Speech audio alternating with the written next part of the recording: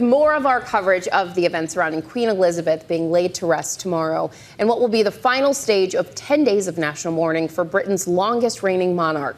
London police say the funeral will be the largest single policing event the force has ever handled, surpassing even the 2012 Summer Olympics and the Platinum Jubilee back in June, celebrating the Queen's 70-year reign. So let's go back to Amy in London, who were there back in June, back there again, covering every step of the way, guys.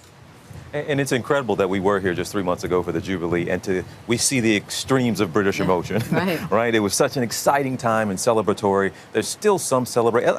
Would you say it's been, there is sadness. We've seen tears, but for some reason it seems just kind of quiet and respectful. Quiet and respectful, and I think people are mourning together. So we talked about the sense of community, but there's a collective grief, which is bringing people together, and I think it is actually even helping people get through the pain. And we've a lot of eyes been, of course, on the royal family and how they have been dealing with, yes, they have to, all eyes on them as they try to keep the nation together, but at the same time, they are trying to mourn as a family as well. And a lot of attention being paid to Prince Harry and Meghan.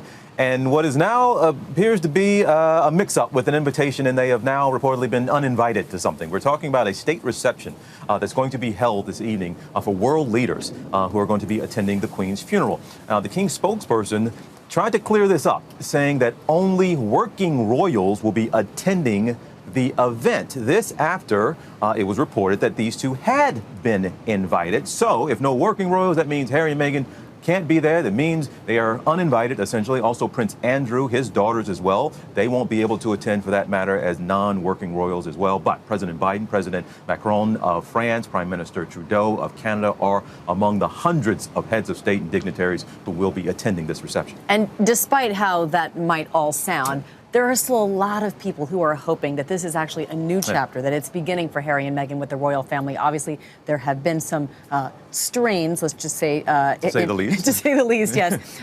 But, you know, while addressing the nations regarding his mother's death, King Charles did seem to offer an olive branch when he expressed his love for Harry and Meghan to everyone as they continue to build their lives overseas. That's what he said. Also, remember, Prince William went one step further, invited Harry and Meghan on a walkabout outside of Windsor Castle. We saw them all together walking, the four of them reuniting as a group that we've all seen since 2020. That's the first time we've seen the four of them together. And that moment, look, there have been so many moments, and I talked earlier about seeing the grandchildren around their grandmother's casket.